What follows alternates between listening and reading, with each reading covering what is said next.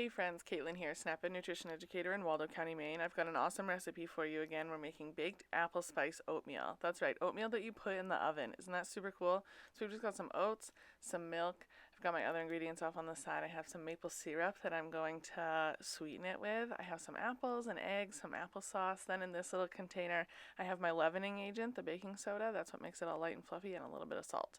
So then in one bowl, I mix together all the dry ingredients, and in another bowl, I mix together all of the wet ingredients. This way everything would kind of have a chance to mingle. All the loose flour will coat the apples and help them kind of suspend, like stay in the middle of the baked oatmeal instead of just sinking to the bottom. Then I combined the wet and the dry ingredients together, made sure everything was happy, well incorporated. Then I let it just sit on the counter to kind of marinate, soak up all of that liquid. I think I should have left it longer. I only left it about 10 minutes, and that probably would have made the end product a little bit softer. But then I just sprayed a baking dish, spread it out. The dry powder from the oatmeal will also coat the apples and help them suspend more in the final product instead of sinking to the bottom.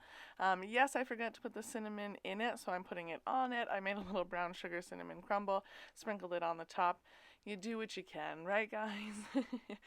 Be sure to check out the description box below for the recipe. Thank you so much for watching. Don't forget to post your creations to social media with the hashtag MaineSnapEd, and head to mainesnaped.org for more.